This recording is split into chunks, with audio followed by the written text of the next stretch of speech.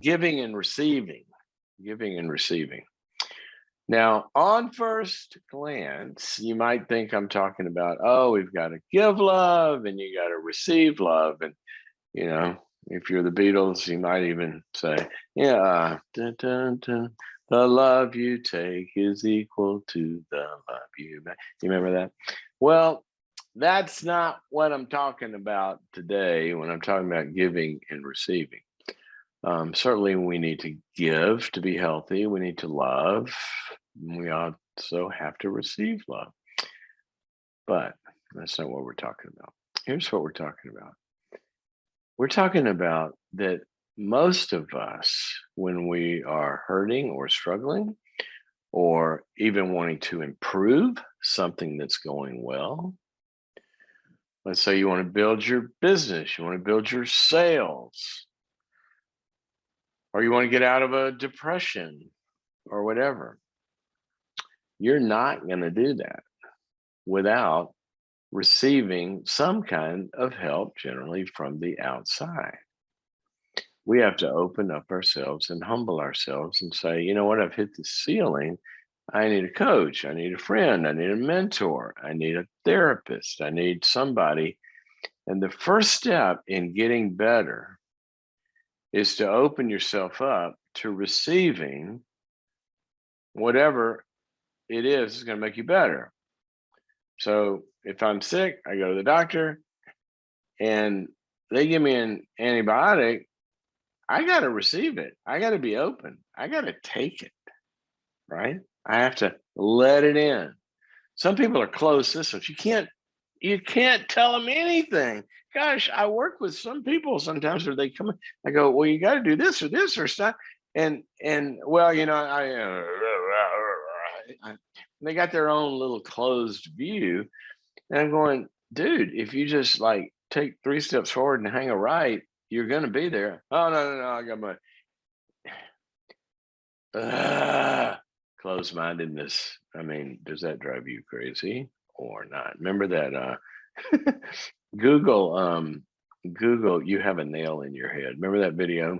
It was where the woman's she's complaining of a headache. She's got a nail in her head and her husband's trying to tell her how to fix it. That's a different lesson about listening. But sometimes people you just can't tell them anything. Don't be like that. Be open, be curious. So the first step in getting better is receiving. Now, when I call this receiving and giving, I'm not talking about paying it forward, which is a good idea also. I'm not talking about giving after you've received in order to share and help other people. That's not what I'm talking about. I'm going all the way back to what we started with. In order to get better yourself, you're going to have to receive and let people love you, let people teach you, let people help you. Okay. And don't we all wish that that's all we needed to do? But it's not. When you receive help, something is going to be required from you. And that is when you receive help, you're going to receive it, but you've got to give yourself to some effort to make the help usable. And see, a lot of times what we want to do, because we've gone into a powerless mode or a, I don't know what to do mode, and kind of like, we're kind of hopeless sometimes, and I don't know how to make it better. Somebody help me. Somebody help me. And we receive that help. But every good help is going to require me to give some effort. I've got work I've got to do in order to make this better. So one of the examples that I use sometimes is back when I used to run psychiatric hospitals. And in our flagship hospital, I would be on the unit, seeing patients and doing groups and all that kind of stuff. And it was so interesting, you learn like the inner workings of how the whole process works when you're there for so many years, so many days a week. And I started to see, this really, really common surprise moment that some patients would have. And here's what it would look like. They would be very, very depressed and life's not working and I can't make it, or I'm addicted, but especially, depression and feeling bad and all this. I need some help. And they finally said, I need some help. So they checked themselves into a hospital. And then, it's like that night, they go to bed. Oh, finally, they're going to cure me. They're going to fix me. They, which is us, are going to make it better. 100%. That's why you came here. I promise. That's what we're going to do. All right. And I could check people in and they would be in misery and I could see in my mind's eye 30 days from now, this is going to be great because here's where you're going to be and we know how to get there. That's great. And they're so relieved. I'm going to receive your help. Perfect. Then comes the surprise. The next morning, there's a knock at the door. It's Nurse Ratchet at their door, 6:30 in the morning. Okay, got to get going. Got to go to groups. Here's what I want you to do. Go to the community room and they'll assign you to your team and, the chores that you get to do around here. And here's some questionnaires you got to fill out when you go to group. I want you to share these with the group and you line up for your meds and you got to blah, blah, blah, blah, blah. What? I gotta, you gotta group. I gotta talk in this group. Yeah. You've got to give some effort to utilize the help. If somebody feeds you, you got to chew. And God has built into the universe this reciprocal relationship of when we receive, to actually receive and have it work, we've got to put in some effort from our side. See, there's stuff the patient could do. They didn't know how you change serotonin levels in the brain. They didn't know how you change certain kind of wiring in, your psychology to stop producing depression. They didn't know how to resolve, some sort of interpersonal dynamics that every relationship meant pain for them. That's our job. Okay. And I'm going to give that to you. But what you got to give back is you have to take that and you have to do the work. I can't express your feelings for you. I can't do the grieving that only you can do. I can't do the confrontations in a difficult relationship that only you can do. I can give you the ways to do it and you can receive those, but then you've got to give back to the process. You've got to give energy. You got to give effort. When I take a pill, I can receive that. My body's got to metabolize.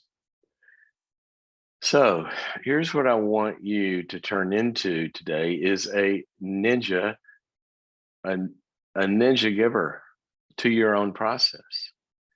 That when you look at principles or you read a book or you listen to a podcast or whatever, you say, okay, that's what I got to do. Now I'm going to give some energy to it. I'm going to give some effort. I'm going to work on this.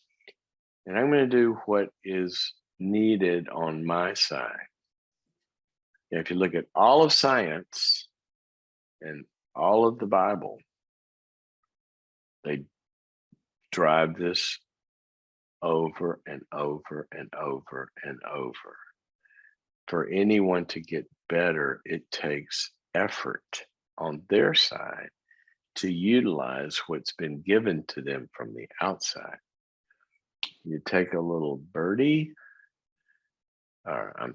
you take a little egg that's got a little birdie growing inside of it, and mommy is giving. She's sitting on it. She's keeping it warm. She's made a nice place for it and this and the other. And the egg itself, the way God designed stuff, that little birdie's been filled up with all sorts of miracle of this, right? And getting nutrients that it's using and metabolizing. And then something happens. Johnny comes along, finds the bird in the nest, sitting on the egg, and says, oh, it looks like it's ripe. I want to see this little baby birdie. I'm going to help it get out, and cracks the egg. And the little birdie dies. Why? Because Johnny didn't let the birdie do its work. Because the pecking to get out of the egg, the pecking, the giving of energy, the giving itself to its own growth, the doing the work that it has to do, that pecking strengthens the whole muscular system and other aspects of this little birdie's physiology and anatomy, makes it strong enough to be able to survive in the outside world. See, if we're just helping somebody and not requiring anything back from them, that's the essence of codependency. To give to somebody without requiring effort back doesn't work. It'd be like a trainer at the gym lifting the weights for you. And everything we know about how growth happens and all that, it requires effort from the one receiving the help. Look at the parable of the talents.